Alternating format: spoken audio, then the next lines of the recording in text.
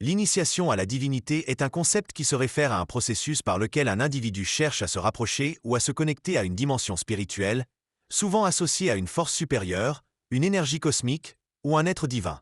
Il s'agit d'un cheminement personnel qui peut impliquer des rituels, des pratiques spirituelles, et une transformation intérieure visant à élever sa conscience et à reconnaître sa propre nature divine. Voici quelques éléments clés liés à l'initiation à la divinité. Recherche spirituelle.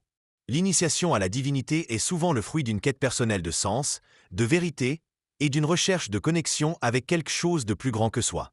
Le processus d'initiation implique souvent une transformation personnelle, un changement de perspective et une évolution spirituelle qui peut se manifester par une plus grande conscience de soi, une plus grande compassion et un sentiment d'unité avec le tout. Pratique spirituelle. Différentes traditions spirituelles offrent des moyens d'initiation à la divinité, tels que la méditation, la prière, les rituels, les cérémonies et l'étude de textes sacrés. Dans de nombreuses traditions, l'initiation à la divinité implique également la reconnaissance que chaque être humain porte en lui une part de divinité, une étincelle divine qui peut être cultivée et exprimée. L'initiation à la divinité est un voyage personnel et unique. Il n'y a pas de chemin unique, mais plutôt une multitude de voies possibles pour se connecter à sa propre spiritualité et à la source divine. L'initiation à la divinité. Jésus leur répondit, « N'est-il pas écrit dans votre loi, j'ai dit, vous êtes des dieux? Tu l'as fait de peu inférieur à Dieu, et tu l'as couronné de gloire et de magnificence. » Psaume d'Asaph. Dieu se tient dans l'assemblée de Dieu, il juge au milieu des dieux. Psaume 82, 5-7. Ils n'ont ni savoir ni intelligence, ils marchent dans les ténèbres, tous les fondements de la terre sont ébranlés. J'avais dit, vous êtes des dieux, vous êtes tous des fils du Très-Haut. Cependant vous mourrez comme des hommes, vous tomberez comme un prince quelconque. Un savoir ou yada en hébreu. Définition de yada, le rendre connu, être ou devenir connu, être révélé il se rendre connu, y être perçu, être instruit, faire connaître. Deux intelligences. Selon la Bible, l'intelligence va au-delà de la simple capacité intellectuelle. Elle englobe la sagesse, la compréhension spirituelle et la capacité à discerner la volonté de Dieu.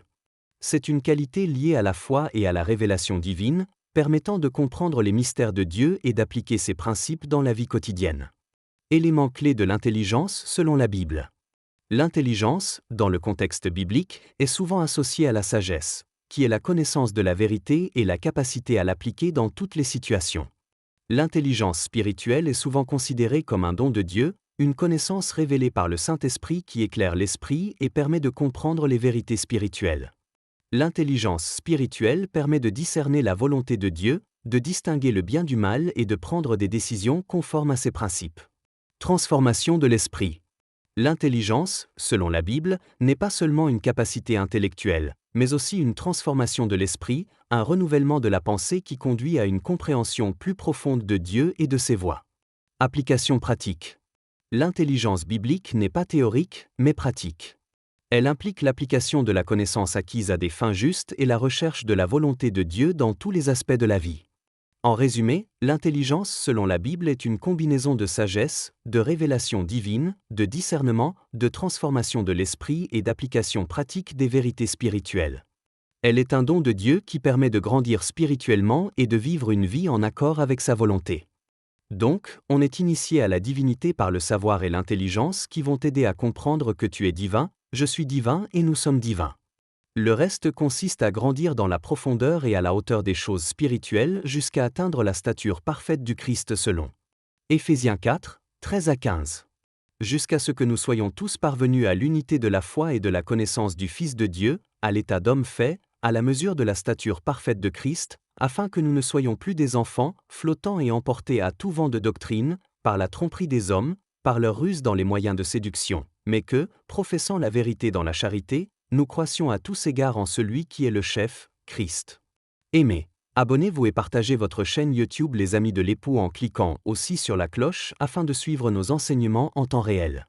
L'esprit et l'épouse disent, viens et l'époux répond, oui, je viens bientôt. Fil divin.